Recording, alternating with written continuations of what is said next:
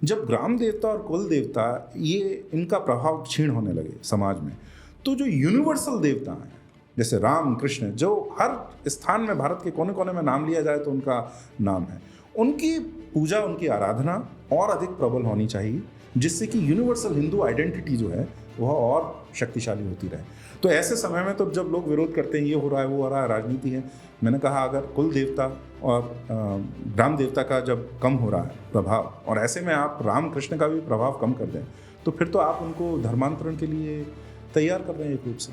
तो इस रूप से ये जो यूनिवर्सल हिंदू आइडेंटिटी है, जो देवताओं पर रामकृष्ण तो पूरे विश्व में फैल रहे हैं, पूरे विश्व में फैल रहे हैं।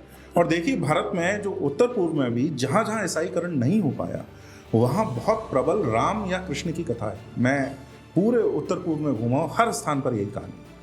आज भी अरुणाचल के जो जिले बिल्कुल धर्मांतरित नहीं हुए हैं, जबकि बहुत कठिन परिस्थिति में रह रहे हैं, वे वो जिले हैं जिनको रुक्मणी का मायका माना जाता है। रुक्मणी की कई मायके हैं, जो रुक्मणी का मायका माना जाता है। कहते हैं आज भी वहाँ हल्दी के पेड़ हैं और उनको काटा नहीं जाता, उनको कोई नहीं काटता, महापाप माना जाता है। कहते हैं कि रुक्मणी जब आई थी विवाह के बाद तो हल्दी जो छुटाई थी उससे ये हल्दी के पेड़ हैं।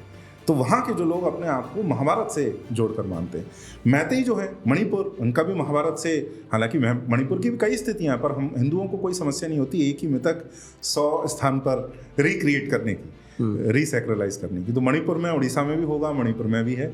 जो वैष्णव संप्रदाय जो वहाँ गए उन्होंने उसको महाभारत के कथानक से जोड़कर ही देखा है। तो मैतेई हिंदुओं को उसी तरह से उन्होंने जोड़ के देखा है। तभी ये 15वीं-16वीं शताब्दी में हुआ जब उन्होंने पुनः और बिल्कुल धर्म को वहाँ पर फिर से प्रज्वलित किया, उसमें महाभारत से जोड़ के देखा।